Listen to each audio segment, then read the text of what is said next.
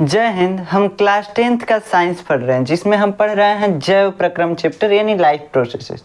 और आज हम इस लेक्चर में पढ़ेंगे श्वसन के बारे में, रेस्पिरेटरी सिस्टम के बारे में, श्वसन तंत्र के बारे में। श्वसन के बारे में तो हम पढ़ चुके हैं एक्चुअली, तो हम इसमें पढ़ेंगे श्वसन तंत्र के बारे में, रेस्पिरेटरी सिस्टम के बारे में, कि हमारे अंदर सांस लेने की प्रक्रिया कैसे होती है, इसी के बारे में आज हम समझेंगे। और आज हम श्वसन को पूरा खत्म कर देंगे, श्वसन टॉपिक जो है पूरा खत्म कर दिया जाएगा और कल से हम परिवहन चालू करेंगे, ट्रांसपोर्टेशन। ठीक, तो देखिए हम पिछले लेक्चर में पढ़े थे कि सांस कैसे लिया जाता है, श्वसन सतह क्या होता है, इन सब के बारे में बताए थे। उसके पिछले लेक्चर में हम श्वसन के बारे में बताए थे कि आखिर श्वसन क्या होता है, जिसमें हम बताए थे आक्सीय श्वसन और अनाक्सीय श्वसन, आक्सीय श्वसन व अनाक्सीय श्वसन, दो श्वसन के बारे में बताए थे जो सभी जीवों में होता है। किसी जीव में आक्सीय श्वसन तो किसी में अनाक्सीय श्वसन, ऐसे सभी जीव जो हैं आक्सीय श्वसन करते हैं।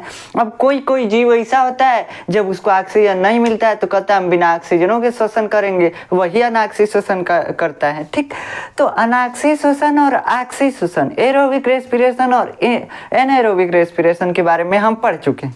अब हम पढ़ेंगे कि जो आक्सीय श्वसन था, ऑक्सीय श्वसन, इसमें हमको किस चीज की जरूरत पड़ रही थी बाबू? ऑक्सीजन के। ऑक्सीजन कहाँ से आया था, इसी के बारे में पढ़ेंगे कि कैसे कैसे कोशिका के पास ऑक्सीजन पहुंचा, इसी के बारे में हमको आज पढ़ना है। ठीक, तो देखिए हम सबसे पहले रेस्पिरेटरी सिस्टम के बारे में पढ़ेंगे कि हम सांस जो लेते हैं वो कैसे लेते हैं, रेस्पिरेटरी सिस्टम होता क्या है। देखिए हमारे सांस लेने में जितने भी अंग सहायक होते हैं, जितने भी अंग सहायता करते हैं, उन सभी को मिला करके रेस्पिरेटरी सिस्टम बोला जाता है। क्या बोला जाता है बाबू? Respiratory system. जैसे मान लो कोई काम करना है, ठीक, जैसे पानी चलाना है, आपका खेत का सिंचाई करना है, तो उसमें एगो इंजन चाहिए, एगो पंखी चाहिए जो पानी निकालेगा, समझ रहे हैं, और उसके बाद एक बोरवेल चाहिए जिससे पानी निकलेगा, पाइप चाहिए, तब जाके ना आप अपने खेत का सिंचाई करेंगे। तो ये पूरा मिला करके इसको बोल देंगे एगो सिस्टम है, एगो क्या है, तंत्र है, सिस्टम। समझ रहे हैं, मतलब एक काम को करने के लिए जितने भी अलग अलग प्रकार की चीजें उपयोग हो रही हैं, सब मिला के सिस्टम है। मशीन एगो है, एगो काम करने का पूरा मशीन, उसी मशीन को हम दूसरा नाम दे रहे हैं जिसको हम बोल दे रहे हैं सिस्टम यानी तंत्र। ठीक, तो यहाँ पे है रेस्पिरेटरी सिस्टम। क्या है बाबू? Respiratory system. तो रेस्पिरेटरी सिस्टम का मतलब क्या होता है? रेस्पिरेशन मतलब क्या होता है? सांस लेना, श्वसन करना। तो सांस लेने में जितने भी अंग सहायक होंगे वो सब क्या कहलाएंगे बाबू? रेस्पिरेटरी सिस्टम यानी श्वसन तंत्र। ठीक, तो श्वसन तंत्र में कितने अंग सहायक होते हैं? पहला होता है नाक, नकिए से तो सांस लेते हैं, दूसरा ग्रसनी, तीसरा स्वरयंत्र, चौथा श्वास नली और पांचवा श्वसनी या श्वसनिकाएं, श्वसनी तथा श्वसनिकाएं, फिर फेफड़ा, उसके बाद डायफ्राम। ये 7 चीजें जो हैं सांस लेने में सहायक होती हैं। 7 अंग हमारे अंग जो हैं, 7 अंग हमें सांस लेने में सहायता करते हैं। तो 7 अंग जो हैं हमारे सांस लेने में सहायता करते हैं, तो ये 7 अंग क्या कहलाएंगे? हमारा रेस्पिरेटरी सिस्टम, श्वसन तंत्र। समझ में आया? तो ये है श्वसन तंत्र। अब देखिए मान लीजिए कि आप कहीं किसी को, मतलब समझ लीजिए किसी को आप मतलब प्रपोज करना चाहते हैं, तो उसके लिए किसी का सहारा लिए आप, मान लीजिए आप पत्र लिखे, एक व्यक्ति से भेजवाए। ठीक, तो ये सब मिला के क्या हो गया? एक सिस्टम हो गया। समझ में आया? ऐसे ये भी एक सिस्टम है। एक कोई काम करेगा, उसी काम करने में जितने भी अंग सहायता कर रहे हैं उन सभी को मिला करके सिस्टम बोल दिया जा रहा है। ठीक, अब देखो, अब इसमें इतने अंग सहायक हैं तो सभी के बारे में हम बारी बारी से पढ़ते हैं। देखिए हमारा सांस जाता कैसे है? ऑक्सीजन हमको कैसे भी करके कोशिका के पास पहुंचा देना है। कहाँ से? कि कोशिका में हो रहा है ऑक्सीय श्वसन, हमारी सभी कोशिकाओं में हो रहा है ऑक्सीय श्वसन, जिसमें पड़ता है ऑक्सीजन की जरूरत। अब ऑक्सीजन को हमको हर कोशिका के पास बस पहुंचा देना है, इतना ही काम करना है। तो अब देखिए अब हम क्या करेंगे? पहले हम सांस को शरीर के अंदर लेंगे तब तो हमारी कोशिकाओं के पास जाएगा। तो सांस को अंदर लेने के लिए यानी हमारे आसपास की हवाओं को हम अंदर खींचेंगे। इसके लिए हमारा फेफड़ा जिम्मेदार होता है, नाक होता है, श्वास नली होता है, डायफ्राम होता है, ये सभी भाग होते हैं। तो देखिए पहले हमारा श्वसन तंत्र इन 7 चीज़ों से मिलके बना है। तो पहले हमारा सांस मतलब हवा कहाँ एंटर करेगा, हमारी नाक में। तो नाक के दुगो भाग, कहोगो नाक के दुगो भाग क्या क्या, नासा छिद्र और नासा मार्ग या नासा गुहा। क्या बोल दिए, नासा मार्ग या नासा गुहा। देखो नकिया के छेदवा को बोल रहे हैं नासा छिद्र, समझ में आया। नाक के दोनों छेद को क्या बोल रहे हैं, नासा छिद्र। इसके अंदर जो है जिसमें बाल रहता है, नाक में बाल रहता है ना, बाल रहता है, पोंटा वोटा रहता है, उसी जगह को बोल रहे हैं नासा गुहा। क्या बोल रहे हैं, नासा गुहा या नासा मार्ग, समझ रहे हैं। तो देखिए हमारे नाक में पहले हवा एंटर करेगा। अब हो सकता है हम जो हवा ले रहे हैं, जो हवा खींच रहे हैं नाक से, वो पूरा धूल कण से मिला हुआ है। ऐसे रहता ही है, देखे होंगे आप, प्रकाश आता है, धूप आता है तो उसमें आपको प्रकाश में दिखता होगा कण, मिट्टी के कण हवा में दिखते होंगे, ठीक। तो यहाँ पे भी वही है। यहाँ पे क्या है, जब हवा में मिट्टी के छोटे छोटे कण हैं, हमारे नाक में घुसे हवा, हमारी नाक में हवा घुसी, ठीक, किससे, नासा छिद्र से गई नासा मार्ग या नासा गुहा में, जिसमें क्या है, नासा गुहा या नासा मार्ग, इसमें बाल होता है। नाक के जिस पार्ट में बाल होता है ना, या जिसमें पोटा वोटा रहता है, उसी को बोलते हैं नासा गुहा या नासा मार्ग। समझ में आया। तो देखिए यहाँ से हवा एंटर किया नासा छिद्र से और कहाँ पहुँच गया नासा मार्ग में।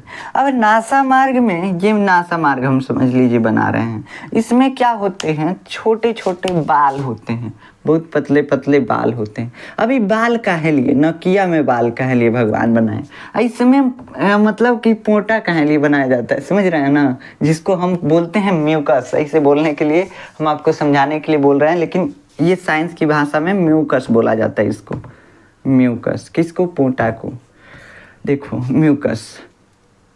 म्यूकस बोला जाता है। तो म्यूकस क्या होता है, म्यूकस जो होता है आप जानते हैं कि बहुत मतलब कि चिकना पदार्थ होता है, चिपचिपा पदार्थ होता है। समझ में आया। जैसे भोजन जो होता है जैसे एकदम वो हो जाता है, चिपचिपा हो जाता है, किसके वजह से, म्यूकस की वजह से, जो हमारे लार में पाया जाता है। अब नाक में म्यूकस होता है, तो नाक में काहे लिए म्यूकस है, तो नाक जो नाक में है ये किस लिए, चिपचिपापन के लिए। काहे चिपचिपापन के लिए, देखो ये बाल जो है हवा में उपस्थित धूल कण को छान देगा, एकदम छान देगा, और कुछ बच जाएगा। तो नकिया में क्या है, म्यूकस, समझ रहे हो। ये क्या करेगा, जैसे इससे हवा टकराएगा, हवा में जितना भी धूल कण वगैरह था कुछ इसमें से क्या होगा, इस म्यूकस में चिपक जाएगा। कैसे कि चिपचिपा होता है म्यूकस, तो हवा में से धूल कण को चिपका देता है अपने अंदर म्यूकस। तो म्यूकस का काम क्या हुआ बाबू, म्यूकस का काम यह है कि हवा में जितना धूल कण रहेगा उसको अपने अंदर चिपका लेगा, और बाल जो होते हैं हवा को छानते हैं, जिससे कुछ धूल कण कोई मतलब कण जो है हवा में जो उपस्थित है वो छन जाता है, नकिए में रह जाता है, अंदर नहीं जाएगा। इसके लिए म्यूकस और बाल पाए जाते हैं नाकों में। अभी नाक का छेद सीधे जाके मिलता है ग्रसनी से। ग्रसनी यानी फेरिंग्स, हम आपको बता चुके हैं उसमें डाइजेस्टिव सिस्टम में जब पढ़ा रहे थे, तो हम फेरिंग्स के बारे में बताए थे कि मुंह और नाक दोनों छेद एक ही जगह खुलता है, यहाँ पे, ठीक।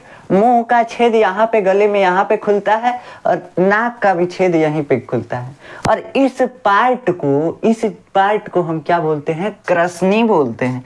ये वो कुपी का काम करता है। यहाँ से क्या होता है, 2 नली गया होता है ग्रसनी ऐसा भाग है जो कुपी का काम करता है, कीप के आकार का होता है।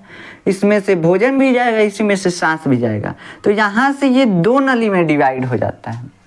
ग्रसनी जो है 2 नली में डिवाइड हो जाता है, एक सांस नली और एक भोजन नली। तो भोजन वाला तो हम पढ़ चुके हैं, अब पढ़ रहे हैं सांस नली। तो देखिए ग्रसनी में क्या क्या होता है, ग्रसनी में भोजन वाला यानी मुख का भी मुंह खुला होता है, यानी मुंह हमारा खुला होता है, भोजन वाला भी, और नाक वाला भी छेद इसी में खुलता है। तो दोनों इसी से जाएगा, और इसी को हम इतने पार्ट को हम ग्रसनी बोल रहे हैं। इतने पार्ट को हम क्या बोल रहे हैं बाबू, ग्रसनी बोल रहे हैं। अब इस ग्रसनी में यानी फेरिंग्स में क्या होता है, हवा एंटर करता है, हवा आया था, नाक से एंटर किया। अब हवा एंटर करता है, उसके बाद ये जाता है इसमें सांस नली में। सांस नली में पहले होता है कंठ, जिसको हम बोलते हैं स्वर यंत्र। हम ग्रसनी के बारे में पढ़ा चुके हैं। देखिए, अब सांस लाए तो भोजन वाले में थोड़ी ना भेजेंगे, हई भोजन वाला नली है और हई सांस वाला नली। तो सांस लाए हैं, हवा लाए हैं, तो सांस वाले नली में ना भेजेंगे, फेफड़ा में ना भेजना है कि ढकेल देंगे पेटे में, नहीं ना। तो देखो, इसके लिए हमको क्या करना पड़ेगा, हवा को सांस नली में भेजना, तो सांस नली में चला जाएगा। लेकिन सांस नली के ऊपर एक होता है वॉइस बॉक्स। क्या होता है बाबू? Voice box. अब देखो ये क्या है, यही हमारा स्वर बनाता है। नहीं तो हम जो आपको पढ़ा रहे हैं बोलिए नहीं पाते तो पढ़ाते क्या। इसी टाइप का कुछ होता है वॉइस बॉक्स, ठीक इसी टाइप का होता है। आप जानते होंगे, देखे होंगे, आप देखे होंगे 3D एनिमेशन में कहीं ना कहीं। तो इसी टाइप का वॉइस बॉक्स होता है, यही वॉइस बॉक्स है। अब इसमें क्या होता है, इसमें होता ये है, इसमें इसी टाइप का, मतलब इसके नीचे सांस नली रहता है। सांस नली का मुंह क्या है? वॉइस बॉक्स है। इतना जो हम खाली पार्ट बनाए हैं ये है वॉइस बॉक्स, जिसको हम बोलते हैं स्वर यंत्र या कंठ। बोलते हैं ना, कंठ ही बंद हो गया इसीलिए बोल नहीं पा रहे हैं। तो इसी कंठ से आवाज निकलता है। कैसे? देखो, सांस वाला नलिया के ऊपर ना एगो नली टाइप का रहता है, वो नली कुछ अलग टाइप का रहता है, उसी नली को हम बोलते हैं कंठ या स्वर यंत्र। ये सांस वाला नली हो गया, जो आपको ऐसे घुघराला दिख रहा है, वो सांस वाला नली हो गया। इसके ऊपर एक नली होता है, कुछ विशेष आकार का नली होता है, इसी नली को हम बोलते हैं, मतलब विशेष मतलब समझते हैं ना, स्पेसिफिक टाइप का नली होता है, स्पेसिफिक आकार इसका होता है, और इसी नली को हम बोल देते हैं वॉइस बॉक्स। इतने पार्ट को वॉइस बॉक्स। अब इसके बारे में कुछ नहीं समझना है, ये सांस में कुछ सहायता नहीं करता है, बस ये रास्ता बनाता है सांस को जाने के लिए, एक रास्ता, मतलब हवा इससे चला जाएगा। ये नली का ही काम करेगा श्वसन में। लेकिन ये आवाज़ बनाने का कैसे काम करता है? तो इसके ऊपर एक वो होता है, इसे इस टाइप का होता है, ठीक। आप पढ़ेंगे तो आपको मालूम चल जाएगा। इस टाइप का होता है, इस टाइप का। अब इसमें से जैसे हवा बाहर जाएगा ना, तो आवाज निकलेगा, बस आवाज, स्वर नहीं, शब्द उब्द नहीं बोल पाएंगे जब तक इस कंठ से हमारा बस आवाज निकलता है। देखिए, इस टाइप का होता है, इस टाइप का, ठीक, इस टाइप का, ऐसे ऐसे, इस टाइप का। अब इसमें ये भाग खुला हुआ है, इधर से हवा जाने का रास्ता है, और इतना ही रास्ता है इसमें से निकलने का। अभी इसमें से निकलने का इतना ही रास्ता है। अब ये ही रास्ता जो है ना, इससे जब हवा निकलता है तो ये ऊपर वाला जो ढकनिया है यही वाइब्रेट करता है। दोनों साइड है, क्या है? ढकनी है इसका। यही ढकनिया वाइब्रेट करता है, यानी कि कंपन करता है। जैसे स्पीकर वगैरह पे आप हाथ रखेंगे तो लगेगा कि हाँ कंपन कर रहा है, वैसे ही कंपन करता है, वाइब्रेट करता है, कांपता है। तो इसी कंपन से हमारा आवाज निकलता है। लेकिन बस आवाज निकलता है, स्वर नहीं, शब्द नहीं। शब्द हमारे मुंह में आके बनता है। अगर हमारा जीभ नहीं रहता, दांत नहीं रहता, तो हम बोलते बस बोलते रह जाते, मतलब ये अ का आवाज निकालता है। इसीलिए हम कुछ भी बोलते हैं, जैसे क बोले तो क के अंत में आया, क बोल रहे हैं ना, तो इसी वजह से अ कहाँ आता है? कहाँ से कि वॉइस बॉक्स जो है अ का स्वर ही निकालता है, हमेशा अ ही बोलता है। लेकिन हम जैसे मुंह में आता है उसको बदल देते हैं, अब बदल के बोल देते हैं, जिससे क्या हो जाता है? हमारा आवाज बन जाता है। तो वॉइस बॉक्स के बारे में ज़्यादा नहीं समझना है। श्वसन में बस इतना ही समझना है कि सांस आया नाक से आकर के सीधा आया ग्रसनी में। ग्रसनी क्या है? ग्रसनी से जुड़ा होता है ये श्वास नली, या श्वास नली के ऊपर एक वॉइस बॉक्स होता है। वॉइस बॉक्स भी एगो नली है, तो दो गो नली जोड़ा गया है। सांस नली नीचे है, ऊपर वॉइस बॉक्स नली है, ठीक। इससे क्या होता है? सांस जाता है। अब नीचे गया, ये है वॉइस बॉक्स, इससे सांस ऐसे नीचे जा रहा है धीरे धीरे। अभी नीचे जाएगा तो श्वास नली में आएगा, श्वास नली से सीधा फेफड़ा में चला जाएगा। लेकिन श्वास नली जो है, इसको इंग्लिश में बोलते हैं ट्रेकिया। अभी हो सकता है पचक जाए। क्या हो सकता है? पचक जाए। काहे से कि बहुत पतली भित्ति से बनी होती है ये सांस नली जो है, इसका दीवार बहुत पतला होता है। तो कोई नली, अब देखिए, जो मोटर में पाइप लगा होता है, जब उसमें पानी नहीं जाता है तो पचक जाता है कि नहीं? तो हयो पचक जाएगा तो दिक्कत हो जाएगा, सांस ही अंदर नहीं जाएगा। तो इसके लिए इसमें कार्टिलेज के छल्ले पाए जाते हैं, कार्टिलेज के अर्ध गोलाकार छल्ले पाए जाते हैं, अपूर्ण छल्ले पाए जाते हैं। अब ये अपूर्ण छल्लों का मतलब क्या है, देखिए ये कार्टिलेज क्या है। कार्टिलेज जो है इसको हम बोलते हैं उपास्थि। क्या बोलते हैं बाबू, उपास्थि। तो देखो ये है उपास्थि, है कान जो दिख रहा है ना ऊपर का, है ईयर ड्रम जो दिख रहा है ना, यह है उपास्थि। समझ में आया, देखिए ऐसे कैसे मुड़ जा रहा है, पूरा एकदम लचीला है लेकिन फिर अपने साइज में आ जा रहा है। कितनों इसको मल दीजिए ऐसे अपने साइज में ही आ जाएगा, अपने शेप में ही आ जाएगा। समझ रहे हैं, तो यही है कार्टिलेज। और यही कार्टिलेज इस पे लगा होता है, अर्ध गोलाकार टाइप में ऐसे लगा होता है, इस नलिया पे। काहे कैसे कि नलिया पचके नहीं तो पचक जाएगा तो दिक्कत हो जाएगा। तो अब बस समझो कि क्या होता है, सांस नाक से आया, नाक से ग्रसनी में, ग्रसनी से आया स्वर यंत्र में, और स्वर यंत्र के नीचे सांस नली में आएगा। अब इस दो हमारा फेफड़ा होता है, दोनों साइड, एक इधर होगा एक इधर होगा, दोनों साइड फेफड़ा होता है। तो दोनों साइड सांस ले जाना है, तो दोनों साइड सांस ले जाने के लिए ये सांस नली दो पार्ट में बट जाती है। देखो कैसे बटी है, दो पार्ट में बट गए। तो ये सांस नली दो पार्ट में बट गई। सांस नली को इंग्लिश में ट्रेकिया बोलते हैं। जब ये दो पार्ट में बटती है, जब देखो ये सांस नली थी, ये दो पार्ट में जब बटती है तो इस पार्ट को, इन दोनों पार्ट को नाम हम दे देते हैं। देखिए इन दोनों पार्ट का हम नाम रख देते हैं ब्रोंक्यूल्स। क्या रख देते हैं बाबू, ब्रोंक्यूल्स यानी श्वसनी।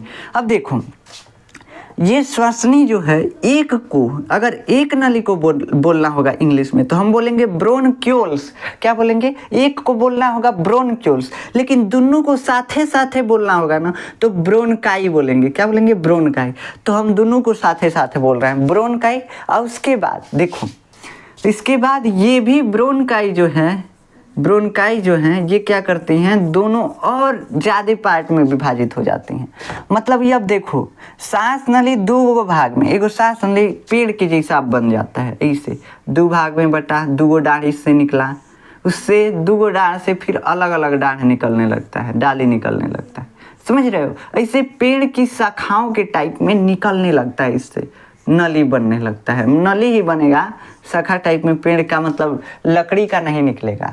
तो देखिए क्या हुआ, सांस नली जो है, सांस नली यहाँ पे है, ये हमको दिखता है जो ये ऐसे गोलाकार क्या दिख रहा है, ये कार्टिलेज का छल्ला, ठीक कार्टिलेज का छल्ला, ये सांस नली है। गई नीचे जाके फेफड़ा दूगो है, इसलिए फेफड़ा दूगो है, इसलिए दो भागों में विभाजित हुई, दोनों फेफड़ा में चली गई। दोनों फेफड़ा में जो जा रहा है उसको बोलते हैं श्वसनी। जो दोनों फेफड़ा में नली जा रहा है उसको बोलते हैं श्वसनी। क्या बोलते हैं, श्वसनी। ठीक, तो देखिए ये क्या है, श्वसनी है, ये है श्वसनी। ठीक, अब ये श्वसनी जो है और भागों में विभाजित हो जाती हैं। ठीक, ऐसे मतलब कई गो नली बना देती हैं सब, ऐसे पेड़ के डाली जैसे नली बना देती हैं सब। इसको बोलते हैं श्वसनिकाएं। जब पेड़ के डाली जैसे बना देगा तो इसको बोलेंगे श्वसनिकाएं। तो देखो अगर हम सांस नली के विभाजित होने के बाद, मतलब सांस नली दो गो में बना, उसके बाद अगर किसी एक नली को हमको बोलना होगा तो उसको बोलेंगे ब्रोंक्यूल्स। क्या बोलेंगे, ब्रोंक्यूल्स। यल नहीं रहता है तो ब्रोंक्यूल्स। क्या बोलेंगे, ब्रोंक्यूल्स। देखो ब्रोंक्यूल्स किसको बोल सकते हैं, इस नली को भी बोल सकते हैं, इसको भी, एक एक को हमको बोलना होगा तो ब्रोंक्यूल्स। और अगर सबको एक के साथ मिला के बोलना होगा कि इतना नली सब है तो इसको बोल देंगे ब्रोनकाई। क्या बोलेंगे, ब्रोनकाई। ठीक, तो श्वसनी और श्वसनिकाएं समझ में आया। श्वसनी क्या है, देखिए एक बार फिर से समझिए। हमारा क्या है, हमारा नाक है, नासा छिद्र, नासा मार्ग, ग्रसनी, फिर कंठ यानी स्वर यंत्र, फिर क्या ट्रैकिया यानी सांस नली, और सांस नली से फिर ब्रोनकाई। दो बन गया, दोनों को एक साथ बोल रहे हैं ब्रोनकाई। एगो को बोलेंगे तो ब्रोंक्यूल्स। क्या बोलेंगे, ब्रोंक्यूल्स। एक कहीं को बोलेंगे ब्रोंक्यूल्स। अब ये ब्रोंक्यूल्स जो है ना अनेक नलियों में और बन गई, अनेक नली और बन गया, मतलब बहुत ज़्यादा नली में विभाजित हो गया। तो उस नली को हम क्या बोलते हैं, उन सभी नलियों को मिला के बोलना होगा ब्रोनकाई बोलेंगे, उन सभी को भी ब्रोंक्यूल्स बोलते हैं, एक एक को बोलना होगा ब्रोंक्यूल्स। तो मतलब जैसे सांस नली बटी, देखिए यहाँ पे क्या है, ये एक सांस नली एगो पेड़ है, और जैसे इसका डाली बनने लगा तो डाली, इसका पेड़ का नाम पेड़ से अलग नाम हो जाता है ना डाली का, तो इसे यहाँ पे है, ये श्वास नली है, इसका अलग नाम है। जैसे डाली बना उसका अलग नाम हो जाएगा। डाली का नाम क्या है? ब्रोनक्यूल्स। और सभी डाली को एक साथ बोलना होगा तो ब्रोनकाई। क्या बोलेंगे? ब्रोनकाई। क्या है? श्वसनी है। इस श्वसनी जब और भाग में विभाजित होगी तो इसको बोल देंगे श्वसनिकाएं। क्या बोलेंगे? श्वसनिकाएं। इन सभी को मिलाकर के श्वसनिकाएं। तो आशा है कि आपको श्वसनी और श्वसनिकाओं में अंतर समझ में आया होगा। कुछ अंतर नहीं है। अगर एगो नली तो श्वसनी, अगर ज्यादा को एक के साथ बोलेंगे तो श्वसनिकाएं। यानी ब्रोनकाई, अगर ज्यादा को बोलना है तो ब्रोनकाई, अगर एक ही को बोलना है तो ब्रोनक्यूल्स। ठीक, तो नली बन गया। कितना? बहुत ज़्यादा बन गया। इधर भी बहुत ज़्यादा डाली टाइप में नली बन गया, इधर भी इस फेफड़े में भी ज़्यादा नली टाइप में बन गया। ठीक, अब देखो क्या होता है। अब इस नली पे ये मान लीजिए एक नली हम लेते हैं जो बना है। इस नली पे गुच्छे टाइप के, अंगूर के गुच्छे टाइप के कुछ फरा होता है, जिसे लगता है अंगूर फरा हुआ है। इस अंगूर के टाइप को, स्ट्रक्चर को हम बोलते हैं क्या? एल्वियोली।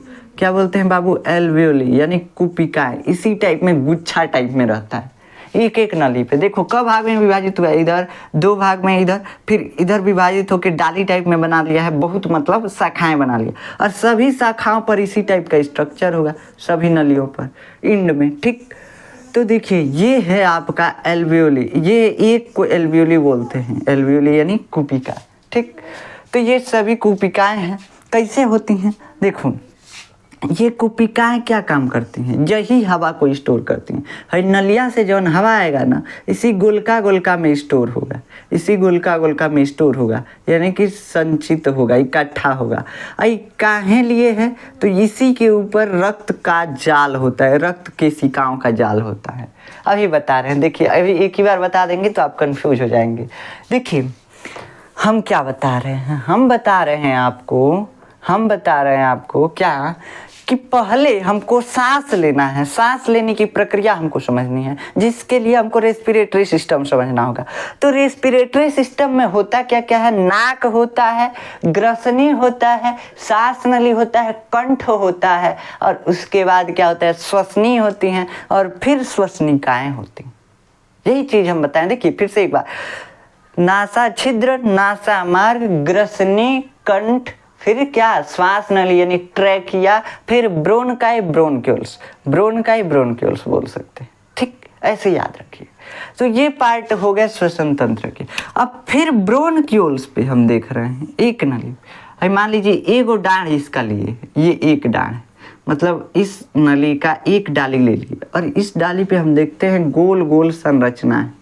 गोल गोल क्या है बाबू? संरचना है। लगता है अंगूर फरा हुआ है। इस अंगूर फरे हुए संरचना को हम बोलते हैं एल्वियोली। क्या बोलते हैं? एल्वियोली, यानी कुपिकाएं। इसको हिंदी में बोलते हैं कुपिकाएं। तो ये कुपिकाएं क्या है? गुब्बारा के टाइप का स्ट्रक्चर है। इसमें हवा बस भरेगा, और ये कुछ और नहीं है।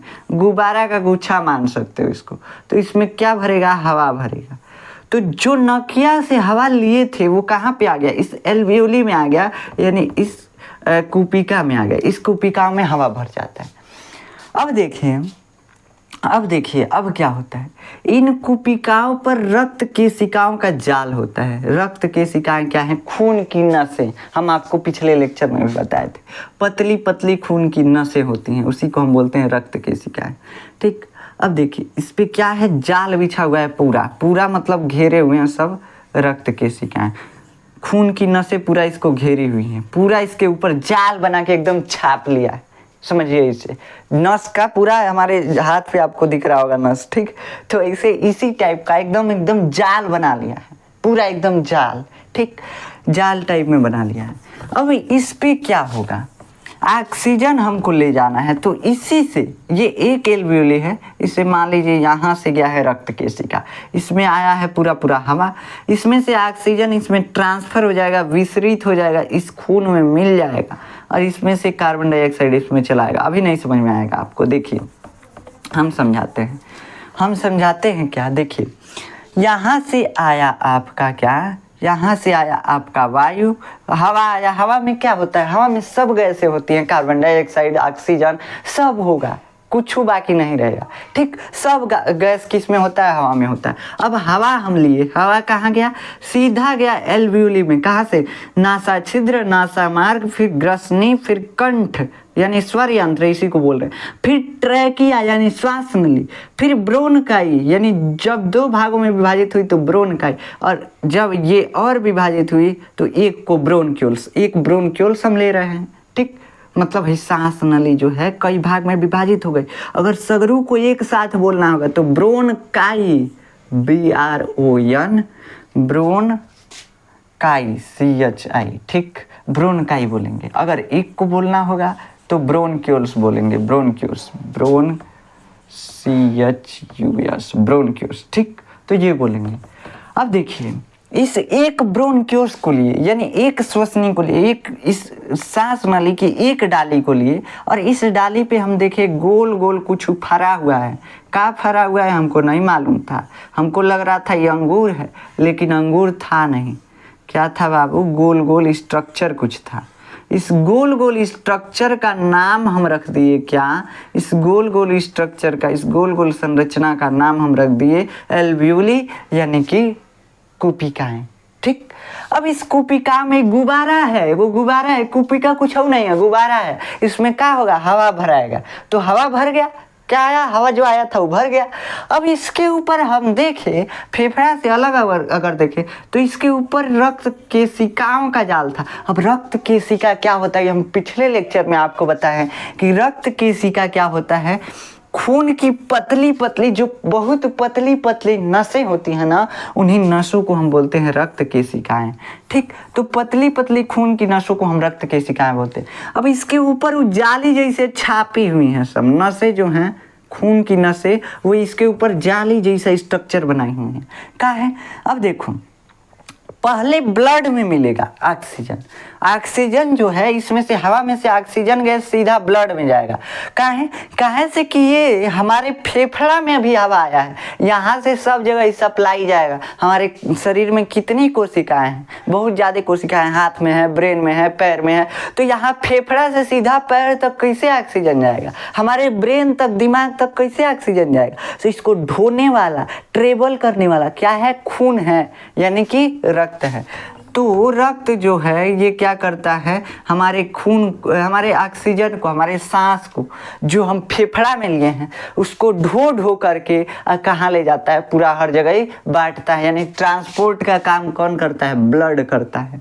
जैसे किसी एक जगह ट्रेन से आता है कोई सीमेंट वालू, वहाँ से ट्रक ले जाते हैं सब, वैसे ही यहाँ पे ये है क्या? एजेंसी है, ऑक्सीजन का एजेंसी है एल्वियोली। ठीक, इसके बारे में हम बताए हैं पिछले लेक्चर में। अब ये एल्वियोली ऑक्सीजन का एजेंसी है, टैंक है ऑक्सीजन का। इस टैंक से सप्लाई जाएगा, किससे? ब्लड के द्वारा। ब्लड ऑक्सीजन को ढो ढो करके ले जाएगा। कैसे ले जाएगा? कहें से कि हमारे पूरे शरीर में ब्लड की नसें फैली हुई हैं, तो हमारे पूरे शरीर में ब्लड दौड़ रहा है, गति कर रहा है, आ रहा है, जा रहा है, यही कर रहा है। तो इसके साथ हम कुछ भेज भी सकते हैं। तो ऑक्सीजन जो यहीं तक आया था, पूरे शरीर में पहुंचाना है, उसी के साथ लगा देते हैं कि ले जाओ, इसको पहुंचा देना शरीर की प्रत्येक कोशिकाओं के पास। ठीक, तो ट्रांसपोर्टेशन का काम कौन करता है बाबू? ब्लड करता है, यानी रक्त करता है, BLOOD। ठीक, तो ब्लड करता है, रक्त करता है। अब इस ब्लड में पहले हमको ऑक्सीजन मिलाना पड़ेगा।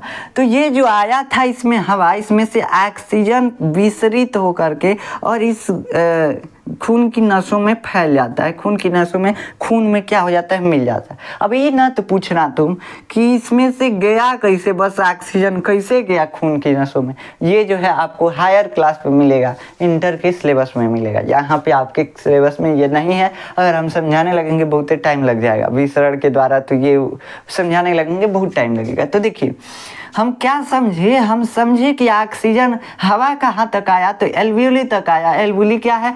गुच्छे टाइप का, अंगूर के टाइप का स्ट्रक्चर है, गुब्बारा है वो, जिसमें हवा भरा हुआ है। इसके ऊपर रक्त केशिकाओं का जाल फैला हुआ है। इस रक्त केशिकाओं में ऑक्सीजन विसरित हो जाता है। विसरित का मतलब कि इस रक्त केशिकाओं में खून बह रहा है, रक्त केशिका में क्या बहेगा बाबू? खूने न बहेगा। है हमारा नस है खून का, तो इसमें खूने तो दौड़ रहा है, तो इसमें खून दौड़ रहा है। इस खून में विसरण द्वारा क्या होता है? ऑक्सीजन मिल जाता है इस एल्वियोली से। ये एल्वियोली खून के नस से सटा हुआ है और इससे क्या हो जाता है? ऑक्सीजन इसमें आके मिल जाता है। अब पहले भी हम सांस लिए होंगे, हमारा श्वसन हुआ होगा। जब समझ रहे हैं तबे थोड़ी लिया है। तो हमारा सांस जो है पहले भी हम लिए गए होंगे और श्वसन हुआ होगा। तो पहले से ये ब्लड क्या लाता है? श्वसन के फलस्वरूप क्या बनता है बाबू? कार्बन डाइऑक्साइड, जल और ऊर्जा। तो है कार्बन डाइऑक्साइड कौनो काम का नहीं है, इसको बाहर निकालना था। तो बाहर हम सांस के थ्रू ही तो निकालते हैं, सांस हम छोड़ते हैं, कार्बन डाइऑक्साइड निकलता है।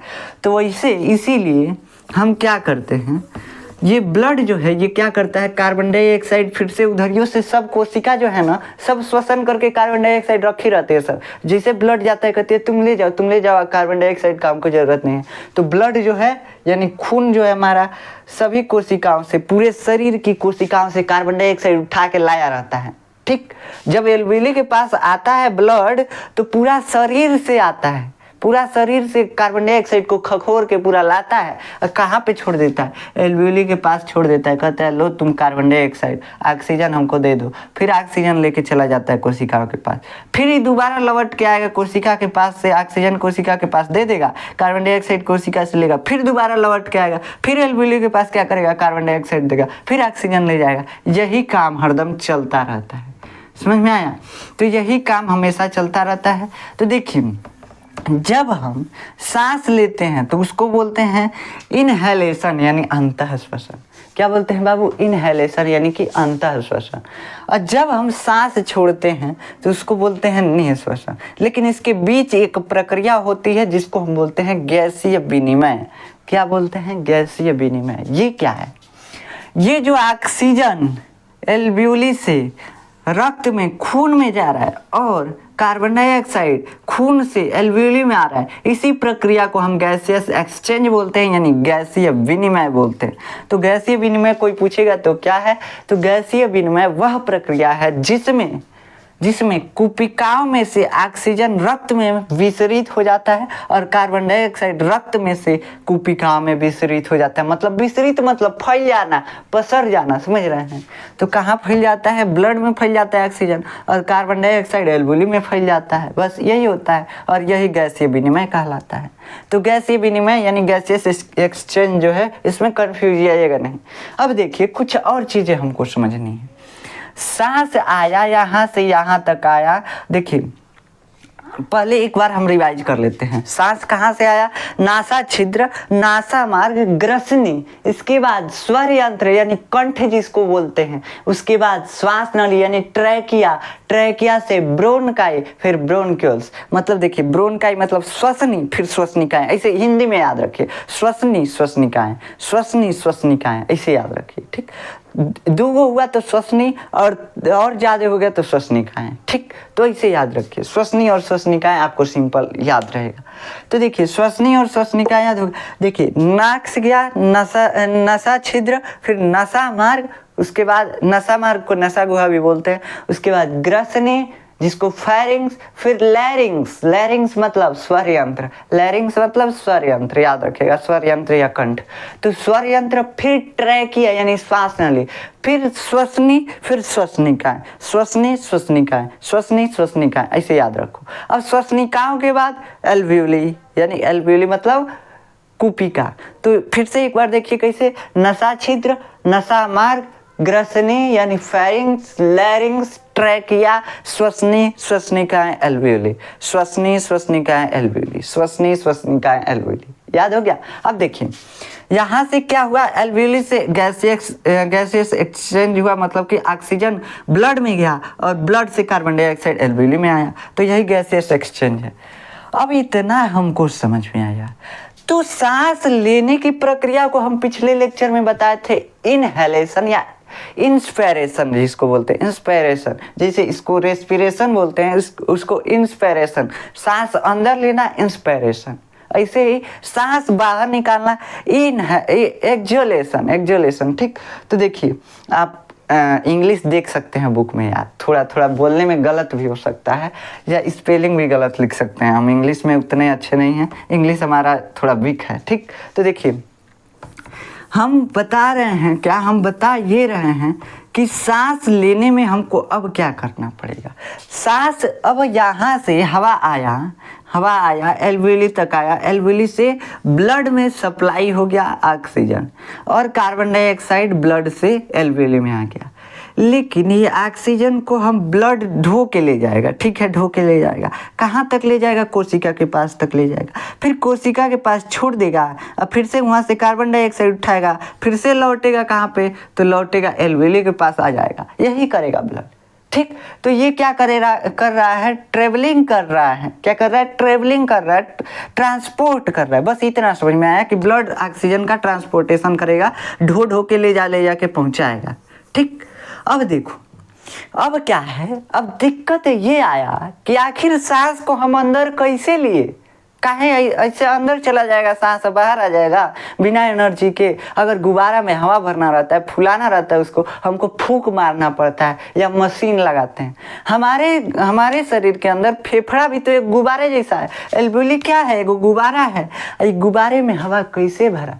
ठीक, तो इसी के बारे में हम समझेंगे, बिना एनर्जी के कैसे हवा भरा, इसी के बारे में सोचते हैं। देखिए पहले हम समझते हैं फेफड़ों के स्ट्रक्चर के बारे में। इतना तो ये फेफड़ा के अंदर मेन पार्ट होता है, ये एल्वियोली तक जो हम बताए ये क्या होता है, फेफड़ा का मेन पार्ट होता है। अब ये क्या होता है, इसका सुरक्षा बहुत ज़्यादा जरूरी होता है, मेन स्ट्रक्चर यही है। ये जो जितना हम दिखाए इसमें से मेन स्ट्रक्चर एल्वियोली है, श्वास नली है, ये श्वसनी है, फिर ऐसे नसा छिद्र और नसा मार्ग है, यही सब है। लेकिन इसके ऊपर कुछ और सहायता करने वाले भी अंग होते हैं। क्या होते हैं, देखिए ये जो एल्वियोली है एक कवर से ढका होता है, एल्वियोली और श्वसनिका पूरा वो कवर से नहीं बल्कि डबल कवर से ढके होते हैं। जैसे सीट कवर में एगो कवर पहले होता है, एगो सीट कवर डबल कवर होता है ना, सेम वैसे ही एल्वियोली और श्वसनिकाएं। यहाँ से देखिए क्या हुआ, यहाँ से सांस नली दो भागों में बंटा है, जैसे दो भाग में बंटता है यहीं से पूरा कवर हो जाता है, अंदर का स्ट्रक्चर पूरा कवर रहता है, कवर मतलब बंद रहता है। अभी दो गो झिल्ली से बंद रहता है, किस झिल्ली से बंद रहता है, दो गो झिल्ली से बंद रहता है, जिसमें क्या होता है, दो झिल्ली होती हैं, दोनों झिल्लियों के बीच में लिक्विड एक भरा होता है, तरल भरा होता है। ठीक, क्या भरा होता है, तरल भरा होता है। अब देखिए ये हो गया फेफड़ा के अंदर स्ट्रक्चर, एल्वियोली वगैरह हो गया, और ये कवर हो गया, डबल कवर होता है। और फेफड़ा किस आकार का होता है, तो गुलाबी कलर का होता है फेफड़ा। कलर कोई पूछेगा तो कैसा होता है, तो कोन के जैसा होता है, कोन खाया है ना, स्वीट पोटैटो, इसी के टाइप का होता है। ये किस टाइप का दिख रहा है, कोन के टाइप का दिख रहा है, कोन तो कौन स्ट्रक्चर का हो जाता है, तो वैसे ही ये भी कोन के जैसे दिख रहा है, गुलाबी कलर का। तो ये है हमारा फेफड़ा। अब ये फेफड़ा जो है इसमें मेन पार्ट है एल्वियोली, एल्वियोली को ढक दिए पूरा स्ट्रक्चर बन गया फेफड़ा। देखिए भाई एल्वियोली और श्वसनिकाओं को ढक दिए तो ये पूरा स्ट्रक्चर है फेफड़ा। अब इस ढकने के लिए हमको एक झिल्ली लगाना पड़ा। क्या लगाना पड़ा बाबू, झिल्ली लगाना पड़ा। डबल झिल्ली में कवर किए, कहाँ से कि इसका ज़्यादा सुरक्षा करना है, नहीं तो हम सांस नहीं ले पाएंगे, जिंदा नहीं रहेंगे। जब ये सुरक्षित रहेगा तभी तो सांस हम ले पाएंगे। तो इस झिल्ली का नाम होता है, इस झिल्ली का नाम होता है प्लूरा मेम्ब्रेन। क्या होता है, प्लूरा मेम्ब्रेन। इस झिल्ली का नाम क्या होता है बाबू, प्लूरा मेम्ब्रेन। तो ये प्लूरा मेम्ब्रेन डबल होता है, जैसे हम पॉलीथीन में सब्जी उब्जी लाते हैं वैसे ये वो झिल्ली है, बहुत पतला मेम्ब्रेन है। तो ये पतला मेम्ब्रेन डबल पॉलीथीन लगाया गया, डबल पॉलीथीन से इसको कवर किया गया, जिसको हम बोलते हैं प्लूरा मेम्ब्रेन। अभी दोनों के बिचवा में लिक्विड भरा हुआ है, यहाँ पे लिक्विड भरा हुआ है।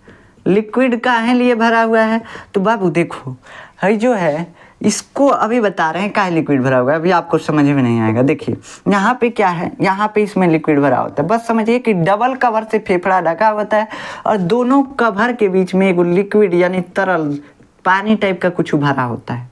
अब इसके बाद क्या, इसके अंदर होता है श्वसनिकाएँ होंगी, श्वसनिकाएँ और एल्वियोली, यही ना होंगे सब। तो इसके अंदर यही एक स्ट्रक्चर क्या कहलाता है, फेफड़ा कहलाता है। फुसफुस कहलाता है, फुफ्फुस। ठीक, तो अब देखिए लंग्स कहलाता है। अब ये दो होता है जिसमें से बायां फेफड़ा हमारा छोटा होता है। ये काहे छोटा होता है? इधर दिल रखना। आप लोग कहते हैं कि दिल में किसी और को आप रखने की बात करते हैं, वो तो दिल रखने का जगह ही हमारे पास नहीं है, तो फेफड़ा को छोटा करके रखते हैं। ठीक, और आप दूसरे को बात कर रहे हैं रखने के लिए। तो देखिए क्या होता है, यहाँ पे होता है फेफड़ा, दो फेफड़ा होता है जिसमें से बाएं साइड का फेफड़ा क्या होता है? छोटा होता है। काहे छोटा होता है? कहाँ से कि बाएं साइड हमारा दिल होता है, हार्ट होता है, इसीलिए इसको रखने के लिए, हार्ट को रखने के लिए फेफड़ा छोटा बनाना पड़ता है। इधर वाला फेफड़ा बड़ा होता है। ठीक, दाहिने साइड वाला फेफड़ा बड़ा होता है। अब देखिए इतना समझ में आया। अब इस फेफड़े के ऊपर क्या था? प्लूरा मेम्ब्रेन था। प्लूरा मेम्ब्रेन के बीच में, दोनों प्लूरा मेम्ब्रेन के बीच में पानी कुछ भरा हुआ था, लिक्विड भरा हुआ था। अब अगला टॉपिक हम समझते हैं, अगला चीज़ हम समझते हैं क्या होता है। इसके ऊपर होता है पसली होता है, जिसको बत्ता बोला जाता है देहात में। आप देखते होंगे ऐसे कोई पतला होता है तो कहते हैं लोग बतवा बतवा तुम्हारा दिख रहा है। ऐसे आप बोली भी सुनते होंगे, मतलब डांट सुनते होंगे, उसमें देहात में बोला जाता है मार के बतवा तोड़ देंगे। सुन रहे हैं ना, सुनते हैं ना, मतलब ऐसे। तो ये देहात वाले लोग तो लगभग रोजे सुनते हैं। तो ये जो होता है बत्ता जिसको बोलते हैं, ये क्या है? पसली है हमारी। जैसे हड्डी दिखता है कई टाइप का, इसे पंजे टाइप का दिखता है हड्डी, वो पंजे टाइप का हड्डी क्या है? पसली है। अब उस पसली के नीचे एक और ही हड्डी लगा होता है। सॉरी, देखिए एक मतलब ये पसली होता है। क्या होता है बाबू? पसली होता है। ये बत्ता जो है पसली होता है। अब इस दोनों पसलियों को जोड़ने के लिए यहाँ पे आगे एक हड्डी लगा होता है। इस पूरे हड्डी को इस बीच में लगा होता है। इस पूरे हड्डी को हम स्टर्नम बोलते हैं। क्या बोलते हैं? स्टर्नम बोलते हैं। तो स्टर्नम याद रखना क्या है? ये दोनों पसली जो बकुटना टाइप का, इसे बत्ता जो होता है, इस बत्ते को जोड़ने के लिए यहाँ पे बीच में एक हड्डी लगा हुआ है, इसको हम बोलते हैं स्टर्नम। तो हम एक्चुअली में अब क्या कर रहे हैं? हम सांस ले लिए हैं, अब फेफड़ा को ढक रहे हैं, ढंग से ढक रहे हैं। काहे से कि बहुत इंपॉर्टेंट है हमारे लिए। तो अब देखिए फेफड़ा के ऊपर प्लूरा मेम्ब्रेन के ऊपर ऐसे बत्ता लगा दिए, यानी पसली लगा दिए। अब पसली को ऐसे जोड़ने के लिए बीचवा में एगो हड्डी लगा दिए। अब उस हड्डिया को बोल दिए स्टर्नम। क्या बोल दिए? स्टर्नम। पीछे से रीढ़ की हड्डी है, पीछे से रीढ़ की हड्डी इसकी सुरक्षा कर रही है, और बत्ता पूरा पीछे तक गया हुआ है हमारा, यानी जो ये पसली जो दिख रहा है ये पूरा पीछे तक गया होता है। तो इससे फेफड़े की सुरक्षा होती है। नीचे एक चीज होता है जो अभी तक हम आपको नहीं बताए हैं। पेट और वक्ष गुहा के बीच एक चीज होता है जिसको हम बोलते हैं डायाफ्राम। इसके बारे में हम जब डाइजेस्टिव सिस्टम पढ़ा रहे थे तो हम बताए थे आपको। तो ये क्या होता है? डायाफ्राम। ये जो है सांस लेने में सहायता करता है। ये यहीं पे होता है, फेफड़े के जस्ट नीचे होता है और उदर गुहा के जस्ट ऊपर होता है। ठीक, तो ये इसके बीच में होता है, यहीं पे होता है, यहीं पे। ठीक, तो याद रखिएगा कहाँ होता है? यहीं पे होता है। तो यहाँ पे फेफड़े के जस्ट नीचे ये क्या होता है? डायाफ्राम होता है। और पसली हो गई हमारी, और स्टर्नम हो गया, पीछे से रीढ़ की हड्डी हो गई। ये तीनों चीज़ें हमारे फेफड़े की सुरक्षा करती हैं। सुरक्षा किस मामले में? अब मान लीजिए कोई ढंग से मार दिया छाती पे तो एकदम हयलबिली एगो फूट जाएगा, और जब फूट जाएगा तो इसे कम होते जाएगा, हम सांस कहाँ से लेंगे? तो दिक्कत हो जाएगा। इसी की सुरक्षा के लिए क्या होता है? हमारे फेफड़े के ऊपर हड्डी लगाया गया है, जिसको हम बत्ता बोलते हैं या पसली बोलते हैं। समझ रहे हैं? तो ये है पसलियाँ। अब उसके बाद बीच में स्टर्नम, पीछे से रीढ़ की हड्डी, इतनी सुरक्षा बनाई गई है फेफड़े के लिए। अब क्या होता है? फेफड़ा फूलता है, पचकता है, तब जाके सांस आता है। हमको समझना क्या था? समझना यही था कि सांस आता कैसे है, सांस हमारे अंदर, शरीर के अंदर आता कैसे है, हवा हमारे शरीर के अंदर घुसता कैसे है और फिर बाहर कैसे निकलता है। बिना मतलब का हवा अंदर जाएगा और बाहर निकलेगा, ये कैसे हो सकता है? कुछ एनर्जी लगाना पड़ता होगा। जैसे बोतल वगैरह होता है, तो बोतल को जब दबाएंगे तो उसमें भरा हुआ हवा बाहर निकलेगा, और जब उसको फुलाएंगे तो क्या होगा? उसमें हवा अंदर भर जाएगा, यही ना होता है। तो ऐसे ही हमारा फेफड़ा होता है, जब पचकता है, जब पचकेगा तो क्या होगा, हवा उसमें का पूरा बाहर निकलेगा, और जब फूलेगा तो उसमें पूरा हवा भरेगा। लेकिन ये पचकाने फुलाने का कमवा कौन करेगा? तो आता है यहाँ पे सबसे मेन ये काम करता है डायाफ्राम, फेफड़ा को फुलाने पचकाने का। फेफड़ा को फुलाने पचकाने का काम कौन करेगा? डायाफ्राम। और पसलियां भी कुछ सहायता करती हैं, जितने भी पसलियां लगी हुई हैं इससे फेफड़ा से ये भी सहायता करती हैं, तो ध्यान रखिएगा। अब देखिए क्या होता है, अब हमको सांस खींचना है तो सबसे पहले समझते हैं अंतः श्वसन। सांस एल्वियोली में भरना है, हवा कहाँ भरना है? एल्वियोली में भरना है।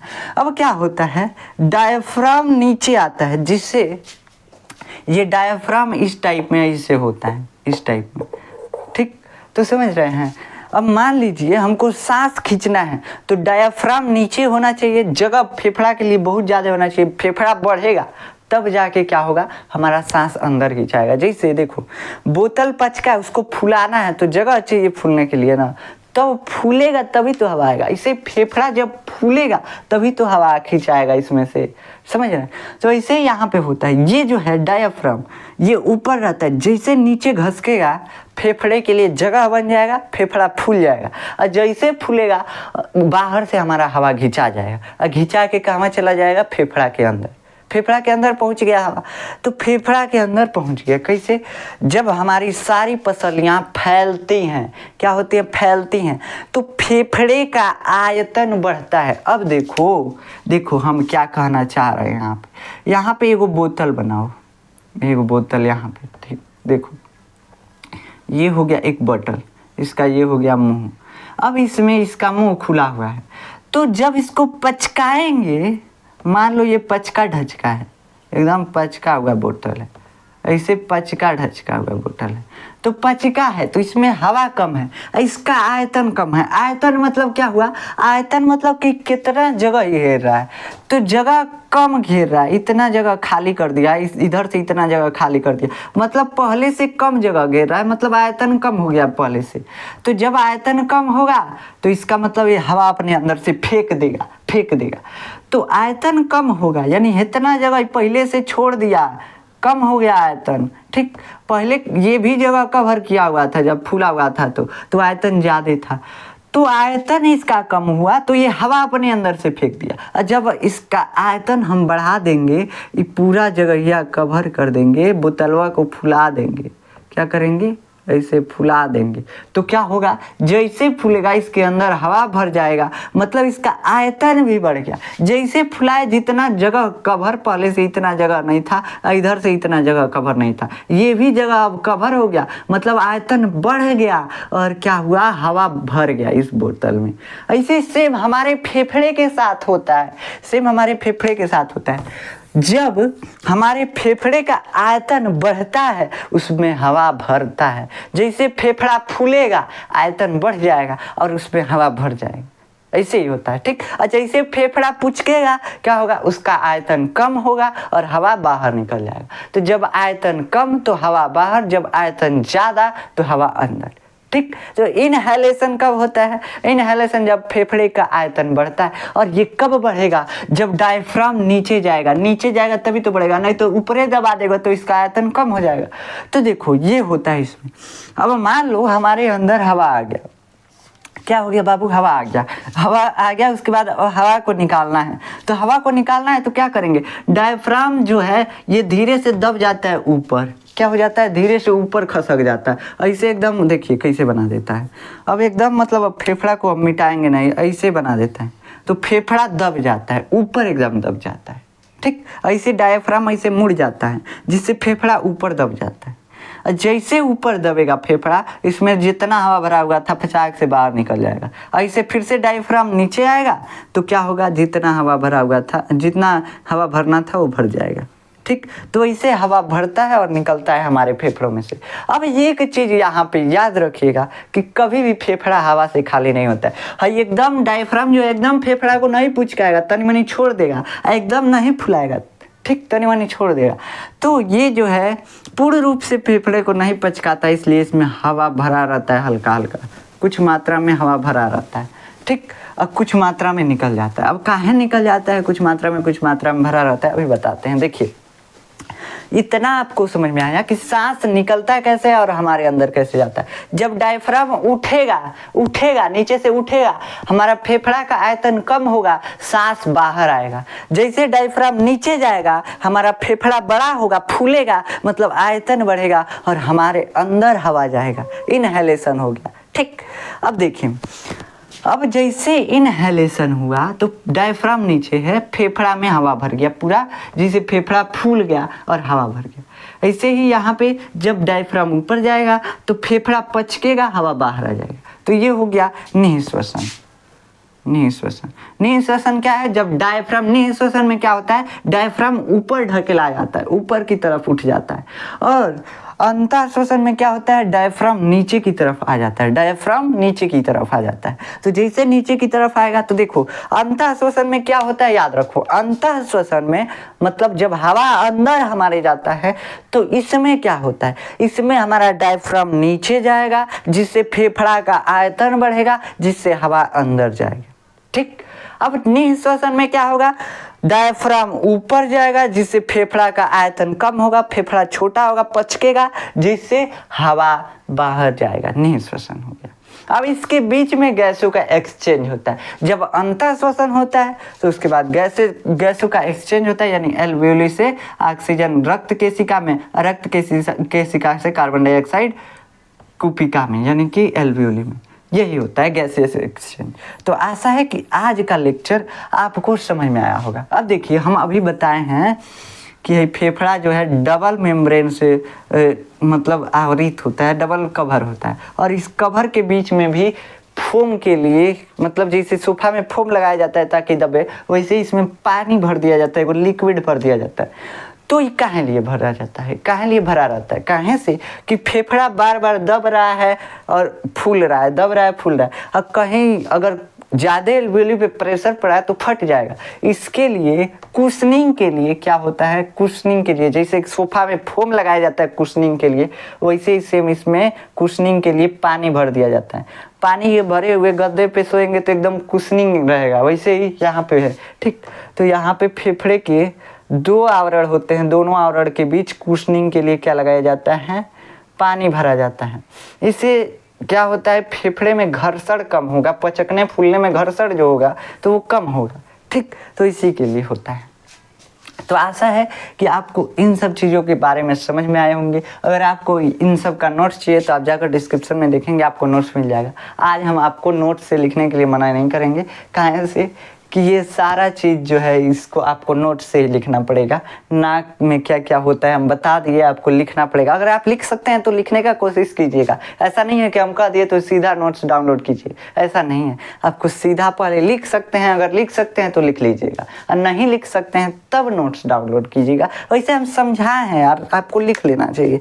फिर से एक बार हम रिपीट कर देते हैं। रिपीट में हम क्या रिपीट करते हैं, देखिए, पहले हम समझते हैं श्वसन, मतलब सांस लेने की प्रक्रिया। सांस लेने की प्रक्रिया में क्या होती है, सांस अंदर जाएगा, बाहर आएगा। सांस कौन सी से अंदर जाएगा, नासा छिद्र, नासा मार्ग, ग्रसनी यानी फेरिंग्स, लैरिंग्स यानी स्वरयंत्र, या और सांस नली यानी ट्रैकिया, फिर श्वसनी, फिर श्वसनिकाएं, श्वसनिकाएं और एल्वियोली, श्वसनिकाएं, एल्वियोली। एल्वियोली से गैसेस एक्सचेंज होगा, यानी गैस जो है, जो कार्बन डाइऑक्साइड और ऑक्सीजन है, उसका आदान प्रदान होगा। ये है एल्वियोली। इसके बाहर है खून की नस। खून की नस में पहले से कार्बन डाइऑक्साइड जो है खून लेके आया हुआ है किसी कोशिका से, ये कार्बन डाइऑक्साइड इसको सौंप देगा, इसमें कार्बन डाइऑक्साइड आ जाएगा और इसमें से जो ऑक्सीजन है इसको ले लेगा और लेके चला जाएगा। यही जो गैस का आदान प्रदान है कार्बन डाइऑक्साइड और ऑक्सीजन गैस का, यही गैसियस एक्सचेंज कहलाता है। फिर से ये आगे बढ़ जाएगा, फिर से कोशिका के पास जाएगा, फिर से लौट के आएगा, ऐसे घुरियाते रहेगा। ठीक। अब समझो, अब क्या हुआ, अब इस कार्बन डाइऑक्साइड को जो रक्त में आया था, इसको किससे बाहर कर दिया जाएगा, इसको निःश्वसन के द्वारा बाहर कर दिया जाएगा। एक चीज़ और आप याद रखिएगा, मनुष्य का श्वसन दर जो होता है वो 12 से 18 बार होता है प्रति मिनट। हम जो सांस लेते हैं 1 मिनट में 12 से 18 बार सांस लेते हैं, इतना याद रखिएगा। ये आपके एग्जाम में नहीं पूछेगा लेकिन याद रखिएगा, काम करेगा। अब देखिए, अब हम क्या समझेंगे, एक चीज़ और समझ लेते हैं कि काहे हमको धूम्रपान करने से यानी नशा करने से रोका जाता है, सिगरेट पीने से रोका जाता है, काहे?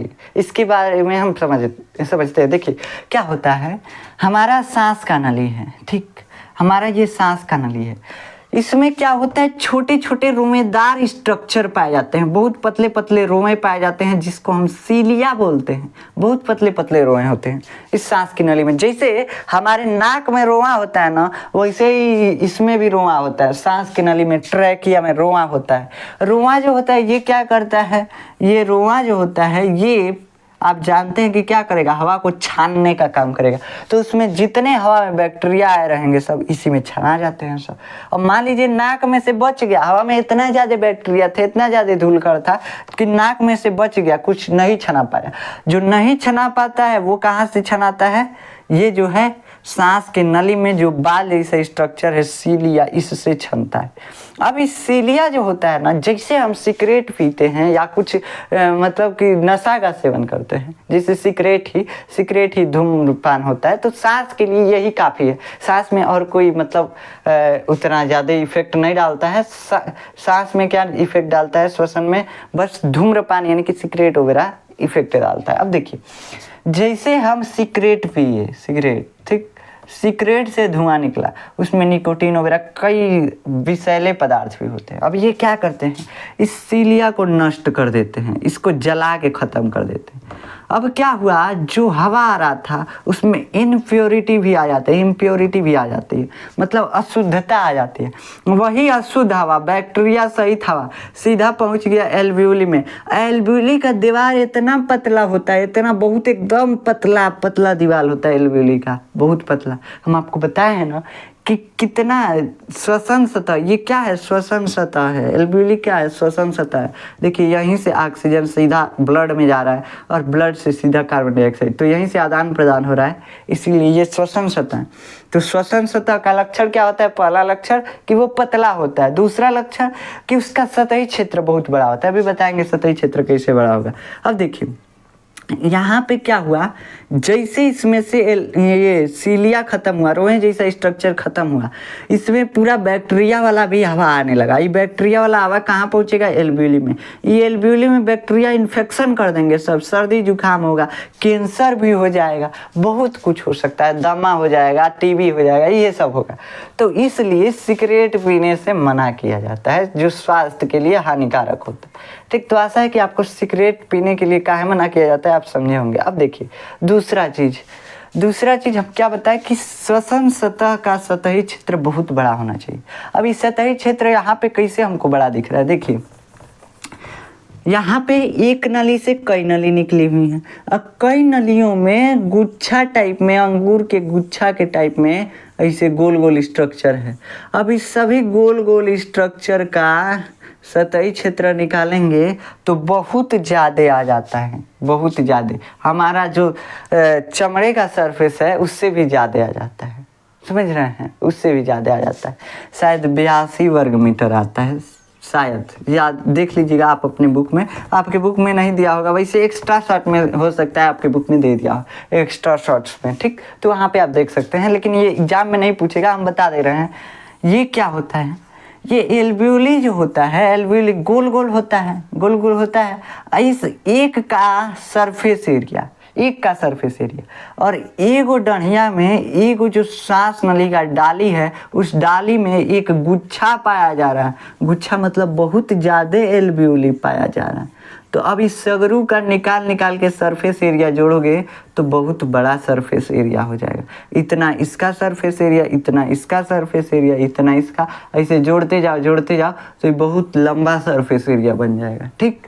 तो आशा है कि आपको समझ में आया होगा कि सतही क्षेत्र भी इसका बड़ा है।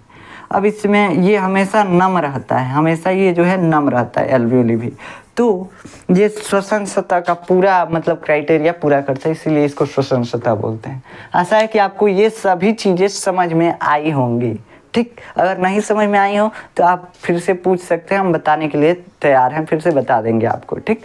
तो देखिए ये आपका हो गया श्वसन तंत्र। आज यहाँ पे श्वसन तंत्र कंप्लीट होता है, ठीक। अब हम पढ़ेंगे परिवहन तंत्र। परिवहन तंत्र में हम पढ़ेंगे ब्लड के बारे में। अभी जो हम ऑक्सीजन ब्लड में भेजे थे, ब्लड में जो ऑक्सीजन भेजे थे, उस ब्लड में एक कण होता है जिसको हम बोलते हैं हीमोग्लोबिन। वही हीमोग्लोबिन इस ऑक्सीजन को ढोता है। सभी जीवों में एक ना एक वड़क पाया जाता है ऑक्सीजन को ढोने के लिए, ऑक्सीजन को ले जाने के लिए। ऑक्सीजन के साथ ये हीमोग्लोबिन मिल करके ऑक्सी हीमोग्लोबिन बना देता है, और ऑक्सी हीमोग्लोबिन फिर से चला जाता है कोशिकाओं के पास। कोशिका से कार्बन डाइऑक्साइड ले लेता है हीमोग्लोबिन, और फिर यहाँ पे चला आता है। मतलब बस समझिए हीमोग्लोबिन ब्लड में ही काम कौन करता है? हीमोग्लोबिन। तो हीमोग्लोबिन नाम याद रखिएगा, हम इसके बारे में नेक्स्ट लेक्चर में चर्चा करेंगे अच्छे से। बस इतना याद रखिएगा, ऑक्सीजन को कौन ढो के ले जाएगा? हीमोग्लोबिन ब्लड में रहता है। मतलब डायरेक्टली तो ब्लड ही ले जा रहा है, लेकिन ब्लडवा में कौन सी ढो के ले जा रहा है? तो ब्लड में हीमोग्लोबिन ऑक्सीजन को ढो के ले जा रहा है। क्या ऑक्सीजन के साथ देखिए, जब भी कोई सोडियम ऑक्साइड क्या होता है, NaO होता है, ठीक, NaO। तो जब भी कोई ऑक्सीजन के साथ जुड़ जाता है उसका ऑक्साइड बना देता है। ऐसे यहाँ पे हीमोग्लोबिन के साथ ऑक्सीजन जुड़ गया तो इसको क्या बोल देंगे? ऑक्सी हीमोग्लोबिन, ऑक्साइड बना दिया। तो बस अभी नहीं समझ में आ रहा हो तो कोई बात नहीं है, हम नेक्स्ट लेक्चर में इसको अच्छे से समझा देंगे, ठीक। तो हम अब परिवहन स्टार्ट करेंगे नेक्स्ट लेक्चर में। अगर आपको इसका नोट चाहिए तो आप जाकर डिस्क्रिप्शन में देखेंगे, वहाँ पे PDF नोट्स का लिंक मिल जाएगा, आप वहाँ से जाकर नोट्स डाउनलोड कर सकते हैं, और इस लेक्चर का हम बोल सकते हैं कि आप लिख सकते हैं, ठीक। तो इस लेक्चर का नोट्स आप लिख सकते हैं, हाँ, लेकिन ऐसे नोट्स डाउनलोड करके रख मत लीजिएगा। कई लड़के जो होते हैं बस नोट्स डाउनलोड करके रख लेते हैं, तो डाउनलोड करके रखना नहीं है, आपको लिखना है। खुद लिखेंगे तो आपका थोड़ा जो नहीं समझ में आया होगा वो भी समझ में आएगा। वैसे समझ में तो सारा आना चाहिए, हम आपको डिटेल से बताएं, ठीक। तो मिलते हैं नेक्स्ट लेक्चर में, तब तक के लिए जय हिंद।